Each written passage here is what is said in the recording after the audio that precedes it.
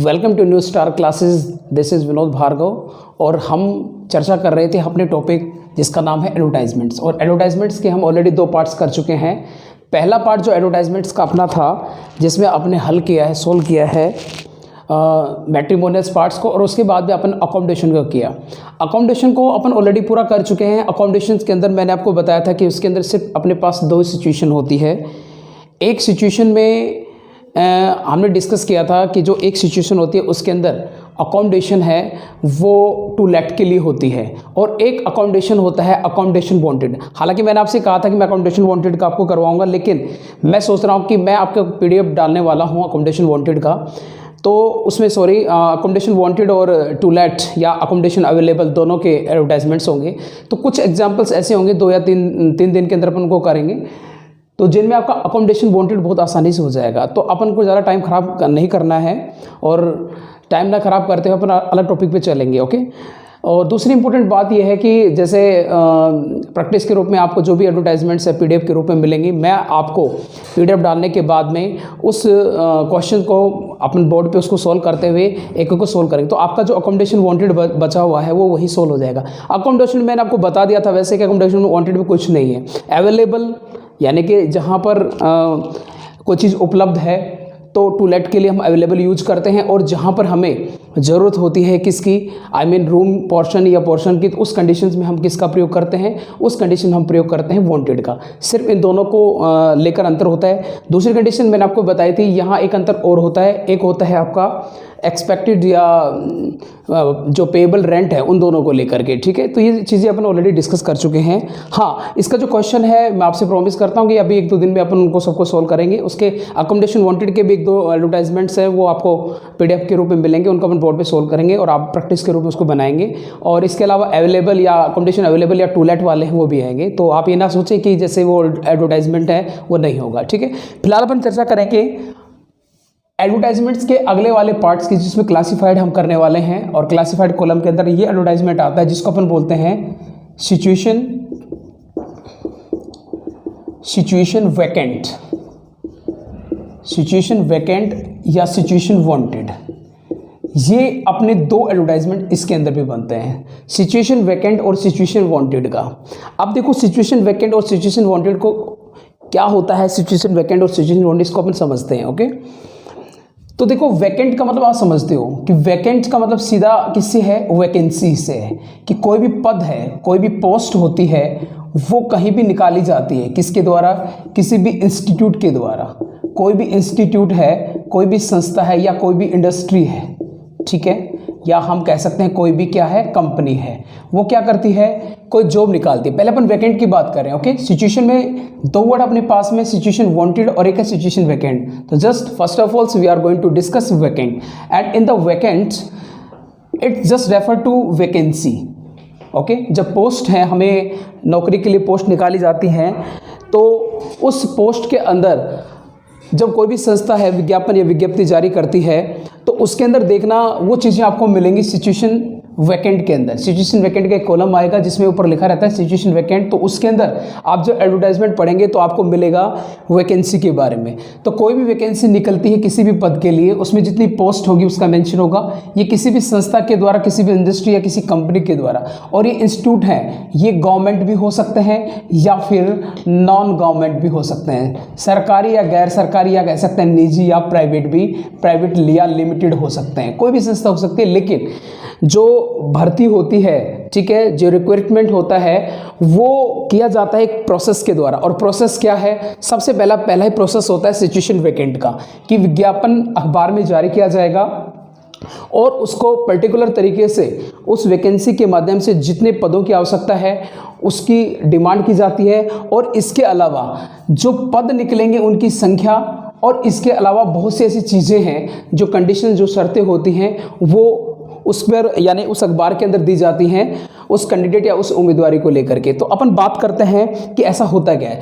तो पहले हम देखते हैं कि सिचुएशन वैकेंट के अंदर जो विज्ञापन आते हैं डिस्कस करने के लिए, तो सबसे पहले उसमें किस चीज़ का जिक्र होता है। सबसे पहली बात है कि सिचुएशन वैकेंट का जब विज्ञापन जारी होगा उसमें सबसे पहले मैंने आपको बात बताई है कि सबसे पहले इसके अंदर क्या होगा, first of all we will discuss the vacancy, कि उसके अंदर वैकेंसी का जिक्र होगा कि हाउ मैनी वैकेंसीज, कि कितनी वैकेंसीज हैं वो निकाली गई हैं, और वैकेंसीज के साथ पोस्ट किस पद के लिए निकाली गई हैं, ठीक है ना, कि किस पद के लिए। अपन इसको एग्जांपल से भी समझेंगे अभी, लेकिन पहले इसको अपन थोड़ा सा एक्सप्लेन कर लेते हैं कि पहले वैकेंसी का जिक्र होगा, वैकेंसी है, उसके बाद जिक्र होगा पोस्ट का कि किस पद के लिए कोई भी पर्टिकुलर पद है वो निकाला गया है, ठीक है।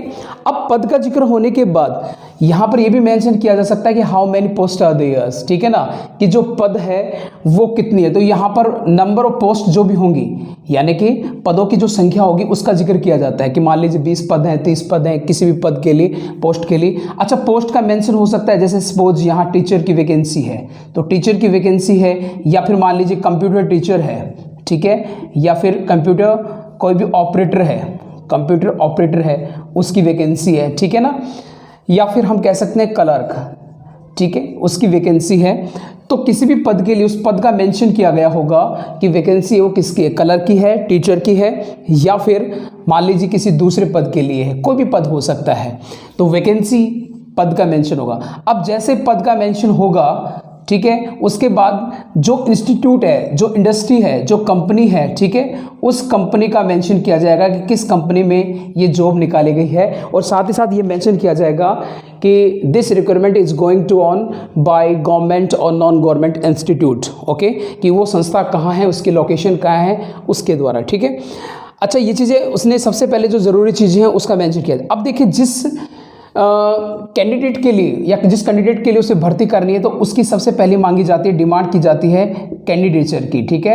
कैंडिडेचर होती है उम्मीदवारी, ठीक है ना, यानी कैंडिडेचर जो उम्मीदवारी होगी, जो उम्मीदवार होगा उसकी क्वालिफिकेशन की बात यहाँ की जाएगी कि वो क्वालिफाइड हो। अब क्वालिफिकेशन के अंदर जो जो चीज़ डिमांड की जाएंगी वो सारी चीज़ें यहाँ पर दी जाती हैं। जैसे क्या क्या चीज़ डिमांड की जाती है, पहले फिर से अपन इसको रिवाइज करेंगे कि सबसे पहले सिचुएशन वैकेंट में वैकेंसी का जिक्र होगा। वैकेंसी में पोस्ट ऑफ नंबर का भी मेंशन किया जा सकता है, भाई पद 1 है या 2 है, ओके, ठीक है। उसके बाद में ये जो वैकेंसी है उसके अंदर जो उम्मीदवारी होती है, जो कैंडिडेट उनको चाहिए होती है, उसकी क्वालिफिकेशन का जिक्र होगा, ठीक है। यहाँ तक उसकी पर्सनैलिटी का जिक्र भी हो सकता है। तो अब ये कैसे होगा, कैसे मेंशन होगा, देखो, सबसे पहले चीज़ तो जरूरी है कि वो जो कैंडिडेट है उसका एज का मेंशन हो सकता है, कि जो भी कैंडिडेट है, मान लीजिए क्लर्क की कहीं जॉब निकली है, ठीक है, और जो क्लर्क होता है, लिपिक होता है, उसके लिए जब वैकेंसी और कैंडिडेट्स की बात आएगी तो यहाँ एज का मेंशन आ सकता है कि भाई उसकी एज है वो मान लीजिए 18 to 40 होनी चाहिए, ठीक है, ये हो सकता है। उसके बाद में एज के अलावा अगर हम क्वालिफिकेशन की बात करें, यानी उसकी एजुकेशन क्वालिफिकेशन की बात करें कि उसकी जो शिक्षा है, कि एजुकेशन जो क्वालिफिकेशन है वो कैसी होनी चाहिए, तो एजुकेशन क्वालिफिकेशन है उसका मेंशन आ सकता है यहाँ पर कि एजुकेशन क्वालिफिकेशन है वो मान लीजिए उसकी ग्रेजुएट होनी चाहिए, कि वो जो भी बंदा है उसकी उम्मीदवारी के अंदर वो क्या होना चाहिए, ग्रेजुएट होना चाहिए। ग्रेजुएट का अर्थ मैं आपको बार बार बता चुका हूँ, 12+3 होना चाहिए, ठीक है। इसके अलावा खास एजुकेशन क्वालिफिकेशन है, उसके अंदर मान लीजिए कलर का पद है तो कोई कंप्यूटर डिप्लोमा मांगा जा सकता है, कि कोई उसके पास में कोई भी कंप्यूटर डिप्लोमा है वो होना चाहिए, ओके। तो कंप्यूटर डिप्लोमा का मेंशन क्या डिमांड की जा सकती है रिक्वायरमेंट के अंदर, कि उसके पास में कंप्यूटर डिप्लोमा चाहिए। कंप्यूटर डिप्लोमा में जैसे आपका राजस्थान में चलता है RSCIT, और भी अलग अलग लेवल के एग्जाम होते हैं, उसमें चलता है कंप्यूटर के, जैसे O लेवल एग्जाम है, ठीक है, कि O लेवल है, ठीक है, उसका डिप्लोमा उसके पास कंप्यूटर में होना चाहिए, ठीक है। तो इस तरीके से एजुकेशन क्वालिफिकेशन में ग्रेजुएशन या 12th है या फिर पोस्ट ग्रेजुएशन है, कोई भी क्वालिफिकेशन उसकी डिमांड की जा सकती है।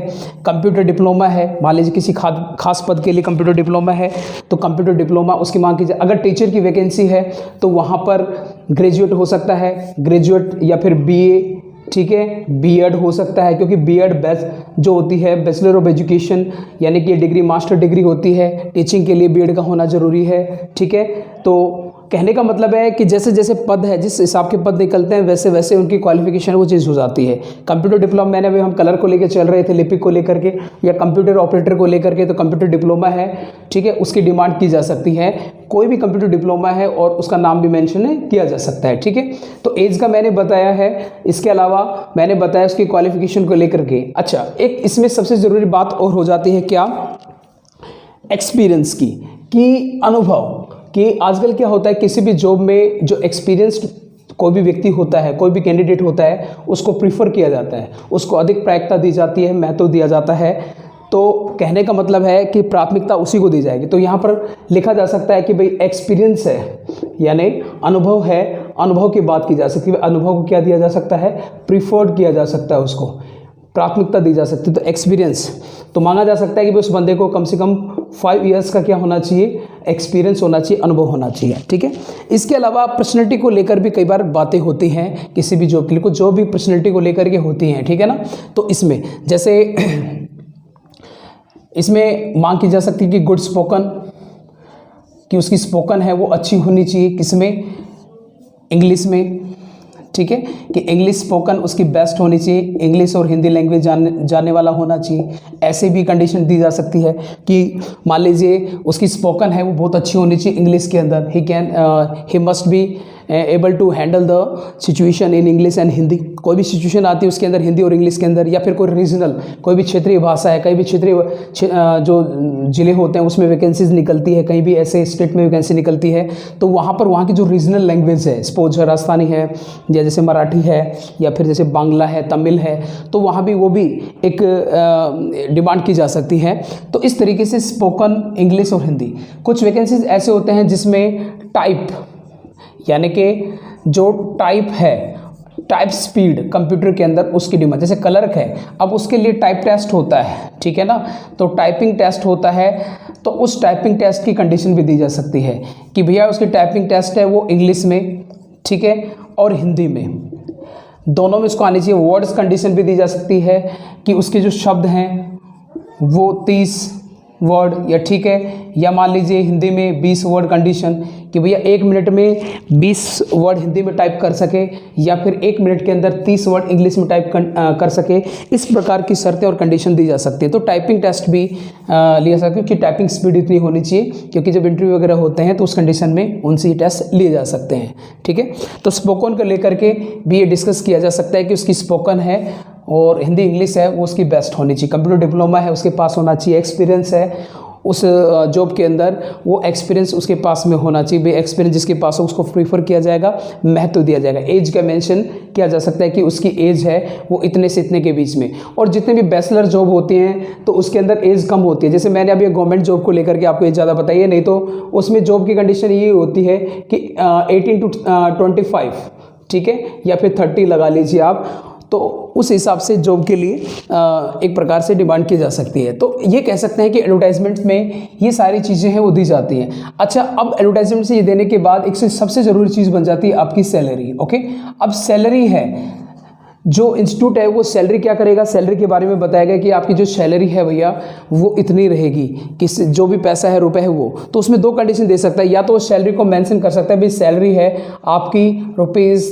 ठीक है, 30,000, ठीक है, PM पर मंथ रहेगा, ठीक है। इसके अलावा खास जो एमुनरेशन है, एमुनरेशन का मतलब होता है सुविधाएं, ठीक है, यानी कि जो भत्ते वेतन वगैरह होते हैं, जो सुविधाएं मिलते हैं, आने जाने का, अप एंड डाउन्स का जो चार्जेस होता है वो भी आपको दिया जाएगा, खर्चा दिया जाएगा, ठीक है। इसके अलावा जो हॉस्टल है आपके लिए रहने की व्यवस्था है वो भी आपको की जाएगी। तो वो सारी एमुनरेशन में आती हैं सुविधाएँ में। तो सैलरी के लिए सैलरी का मेंशन किया जा सकता है कि सैलरी आप कितनी रहेगी, ठीक है। और इसके अलावा कई बार क्या रहता है कि सैलरी देकर के एक वर्ड डाल देता है, वो क्या, नेगोशिएबल। अब नेगोशिएबल का मतलब डियर क्या होता है, ज़रा ध्यान से सुने। नेगोशिएबल का मतलब होता है आपसे विचार विमर्श करना, ठीक है, किसी भी मसले को सुलझाना। अब नेगोशिएबल किस कंडीशन में लिखा जाता है, ज़रा सुनिएगा। जैसे मान लीजिए यहाँ पर पेमेंट का मेंशन नहीं किया और संस्था लिख दिया नेगोशिएबल, यानी कि भैया की पेमेंट है वो आपसी सहमति से अपन तय कर लेंगे कि सारी कंडीशन आप पूरी करते हैं तो सैलरी आपसे पूछ ली जाएगी कि आप सैलरी क्या लेंगे, तो वहाँ पर ये भी हो सकता है। खासकर नॉन जो गवर्नमेंट जॉब होते हैं यानी कि प्राइवेट जॉब होते हैं, वहाँ पर ज़्यादातर ये वर्ड देखने को मिलता है।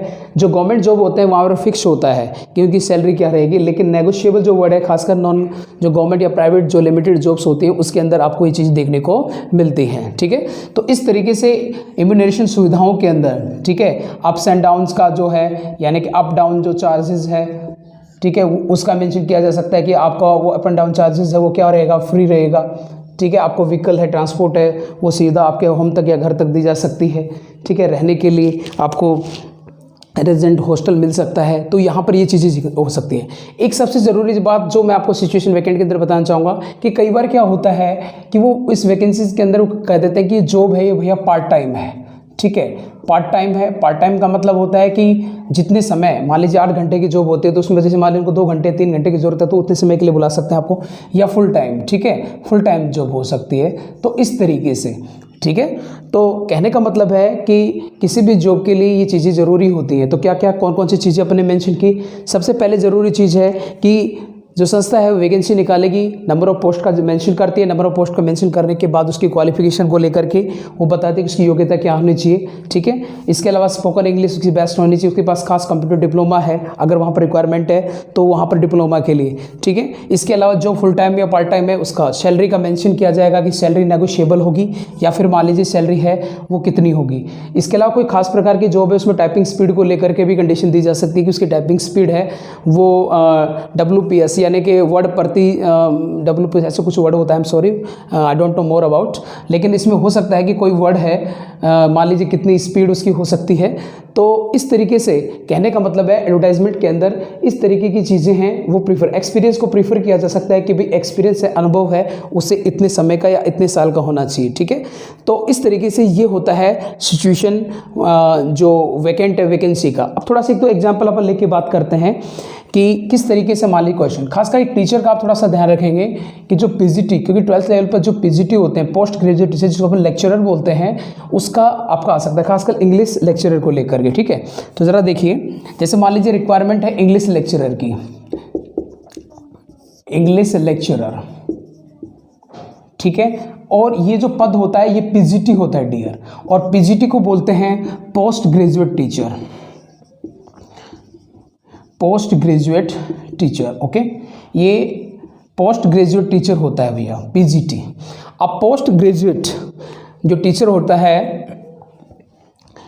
इसके लिए जो क्वालिफिकेशन है, पहली बात तो सिचुएशन वैकेंट के अंदर ये मेंशन किया जाएगा इस पद का कि भैया हमें PGT इंग्लिश टीचर चाहिए, PGT इन इंग्लिश चाहिए। ठीक है, तो सिचुएशन वैकेंट के अंदर इस पद का मेंशन किया जाएगा कि हमें क्या चाहिए। तो पहले वो बताएगा कि इंग्लिश लेक्चरर चाहिए, PGT चाहिए हमें। ओके, मान लीजिए ये नॉन गवर्नमेंट जॉब है, सरकारी नहीं है, मान लीजिए किसी संस्था के द्वारा। ठीक है, जैसे मान लीजिए कोई भी संस्था है उसके द्वारा, कोई प्राइवेट संस्था, अब नाम लेना ठीक नहीं है, तो कोई भी प्राइवेट या निजी संस्था है उसके द्वारा वैकेंसी निकाली गई कि मान लीजिए वह किसका पद खाली हो गया, उसका मान लीजिए इंग्लिश का पद है वो खाली है और वहाँ पर वो संस्था रिक्वायर कर रही है, अखबार में उसने वैकेंसी डाल दी है। तो सबसे पहले वो जिक्र करेगी इंग्लिश लेक्चरर का यानी कि पोस्ट का, उसने पोस्ट का मेंशन कर दिया। ठीक है, कि पोस्ट उनको चाहिए।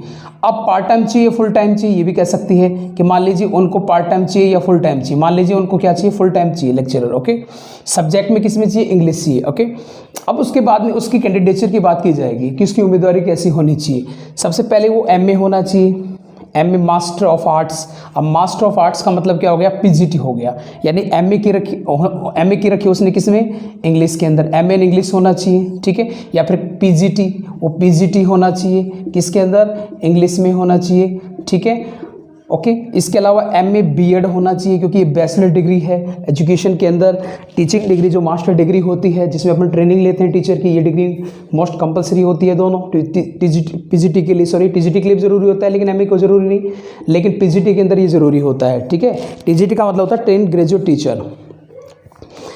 तो इंग्लिश में बताया इसमें सब्जेक्ट के बारे में, B.Ed होनी चाहिए उसकी क्वालिफिकेशन। अच्छा, उसके बाद में एज का मेंशन किया जा सकता है कि भैया उसकी एज है वो मतलब बिलो 40 होनी चाहिए, कि 40 से नीचे का हो भाई, या बिलो 35 की उसकी उम्र है वो 35 से बिलो हो, उससे नीचे होनी चाहिए, उससे ज़्यादा उसकी उम्र नहीं होनी चाहिए। ओके, तो पार्ट टाइम फुल टाइम की बात हो गई। ठीक है, अब उसके एक्सपीरियंस की बात की जा सकती है कि भैया वो एक्सपीरियंस है उसके पास कितना होना चाहिए। तो अनुभव जैसे मान लीजिए उसके पास मिनिमम 5 इयर्स है उसका एक्सपीरियंस, और उसको प्रीफर किया जाएगा, उसको प्राथमिकता दी जाएगी, ठीक है, एक्सपीरियंस। इसके अलावा उसके पास उसकी जो है गुड कमांड, उसकी कमांड है वो अच्छी होनी चाहिए। किस पे भाई, जो सब्जेक्ट है आपका टेक्सुअल सब्जेक्ट है उसके ऊपर, ठीक है, इंग्लिश के अंदर जो इंग्लिश ग्रामर है उसको लेके, या जो टेक्सुअल जो बुक्स होती हैं उस पर उसकी अच्छी कमांड होनी चाहिए, ठीक है, खासकर 11th और 12th की क्लासों को पढ़ाने के लिए ये भी कंडीशन दी जा सकती है कि भाई हम लेक्चरर के लिए लें तो आपको 11th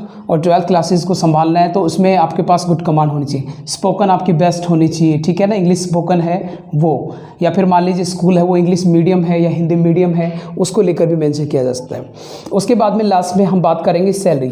अब देखो प्राइवेट संस्था है तो ज़्यादातर प्राइवेट में क्या होता है, नेगोशिएबल होता है डियर।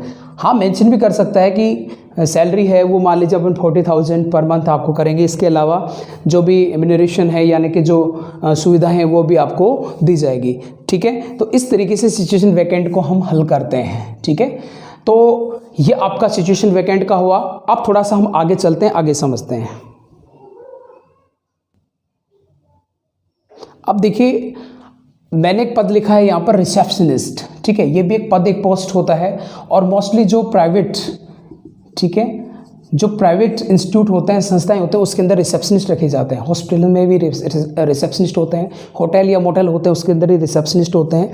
और ये रिसेप्शनिस्ट होते हैं मोस्टली गर्ल्स होती हैं, लेकिन बॉयज़ भी हो सकते हैं। और इसकी जो उम्र है वो बहुत कम होती है, यानी कम का मतलब बिल्कुल कम नहीं, कम का मतलब होता है 18 to 25, क्योंकि ये बहुत ही अट्रैक्टिव पर्सनैलिटी होता है, क्योंकि ये हैंडल करता है हर सिचुएशन को। किसी भी इंस्टीट्यूट के अंदर जैसे आप एंट्री करते हैं, सबसे पहले रिसेप्शन हॉल होता है, जहाँ बैठ करके मतलब आपको बैठने के लिए कहा जा सकता है कि सर आप बैठिए। किसी भी व्यक्ति से आप मिलने के लिए जाते हैं तो रिसेप्शन पे आपको सबसे पहले उसको फेस करना होता है, और वहाँ पर रिसेप्शनिस्ट होते हैं। तो मोस्टली जो रिसेप्शनिस्ट होते हैं एक प्रकार का मतलब एक ऐसी पर्सनैलिटी होती है जो आपके सामने आपको मतलब आपकी सिचुएशन को समझने के बाद आपको हर चीज़ को हैंडल करने के लिए यानी कि आपसे रिक्वेस्ट करता है, या फिर जैसे अपने आने वाले किसी भी ग्राहक को या किसी भी व्यक्ति को बहुत अच्छे से संभालने की कोशिश करता है। तो ये एक बहुत अच्छा पद होता है। तो रिसेप्शन पे जो बैठने वाले होते हैं वो बहुत ही एक्सपर्ट होता है। अब उनकी जो कंडीशन होती है वो कैसी होती है वो देखिए, हम बात करते हैं कि पद मान लीजिए रिसेप्शनिस्ट का आ सकता है कि भाई रिसेप्शनिस्ट की आवश्यकता है, ठीक है। सिचुएशन वैकेंट के अंदर ये चीज़ आपको देखने को मिलेगी कि भाई सिचुएशन वैकेंट के अंदर उसमें पद दे दिया कि रिसेप्शनिस्ट की आवश्यकता। थोड़ा इसके बारे में डिस्कस कर लेते हैं कि रिसेप्शनिस्ट क्या होता है। तो एज का जिक्र मैंने किया कि भाई एज है, इसमें थोड़ा कम देना पड़ता है, इसमें अपन ग्रेजुएट दे सकते हैं, ठीक है। इसके अलावा स्पोकन मस्ट है भैया, कि स्पोकन है उसकी बेस्ट इंग्लिश और हिंदी और इंग्लिश है, इंग्लिश मस्ट की जा सकती है कि इंग्लिश और हिंदी है वो उसकी क्या होनी चाहिए, बेस्ट होनी चाहिए, ठीक है। इसके अलावा उसके पास में कोई कंप्यूटर डिप्लोमा है, ठीक है, डिप्लोमा, कंप्यूटर डिप्लोमा का मेंशन किया जा सकता है, उसके पास में खास कंप्यूटर डिप्लोमा होना चाहिए, किसी भी कंप्यूटर डिप्लोमा की मांग की जा सकती है, ठीक है।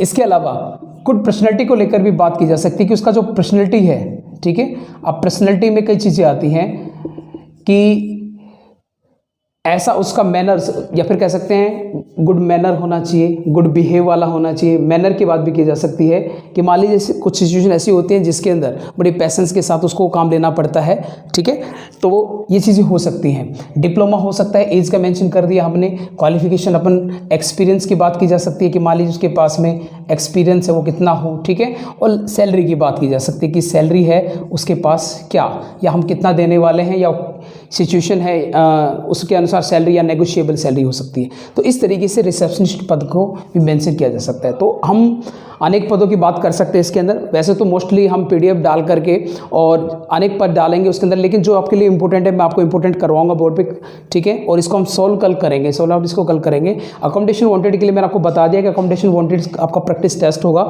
जिसके अंदर आपको प्रैक्टिस में क्वेश्चन है उसको पीडीएफ डालने के बाद सॉल्व कराऊंगा, समझाऊंगा आपको कि अकोमोडेशन वांटेड क्या क्वेश्चन है और उसको हम कैसे हल करेंगे। सॉल्व आप करेंगे, समझाऊंगा मैं, ओके। क्योंकि हर चीज़ को लिखवाने से कोई फायदा नहीं है, समझना जरूरी है। तो मैंने आपको बता दिया, पूरा स्ट्रक्चर आपके माइंड में बैठाया है, तो उससे आप बनाएंगे, ठीक है। अब कल इस पर अपन इसको राइट डाउन करेंगे, लिखने की कोशिश करेंगे। तो सिचुएशन वैकेंट है और सिचुएशन वैकेंट को हम आज डिस्कस कर चुके हैं। सिचुएशन वांटेड को कल एक बार डिस्कस करने के बाद फिर हम सिचुएशन वैकेंट पे कल लिखेंगे, और सिचुएशन जो आपका वांटेड है उसको ठीक उसी तरीके से करेंगे जैसे हम अकोमोडेशन वांटेड है, वो भी पीडीएफ के माध्यम से। तो आई होप आपको बहुत अच्छे से समझ में आया होगा। और फिर भी आपको कोई प्रॉब्लम है, ठीक है, किसी भी चीज़ को लेकर के कोई चीज़ है, कोई कंसेप्ट आपका क्लियर नहीं होता, कोई वर्ड आपका क्लियर नहीं होता, तो आप कमेंट करके या बाय फ़ोन हमारे नंबर पे आप बता सकते हैं। और आई एम श्योर, मैं विश्वास दिलाता हूँ कि हम बेटर अपने आप को बनाते हुए आपको बेटर क्लास देने के लिए या फिर आपको अच्छी एजुकेशन प्रोवाइड करने के लिए हमेशा प्रॉमिस करते हैं। ठीक है, आई होप तो आप कोशिश कीजिए कि आप समय निकाल कर स्टडी को करें, अध्ययन करें, नोट्स बनाएं और जो पीडीएफ मैंने आपकी बात की उसकी पीडीएफ के जो क्वेश्चन आपको दे दिए जाएंगे उनको आप किसी कंप्यूटर या फिर किसी कंप्यूटर के माध्यम से या किसी मान लीजिए स्कैनर से उसको निकलवा करके और पीडीएफ निकलवाने के बाद उसको आप प्रैक्टिस करके सोल्व करेंगे, उसको मैं आपको सारी चीज़ों को समझाऊंगा। ठीक है, तो अपने आप को सुरक्षित रखें, कोरोना से बचाए रखें। ओके, मिलते हैं अगली क्लास में, बाय।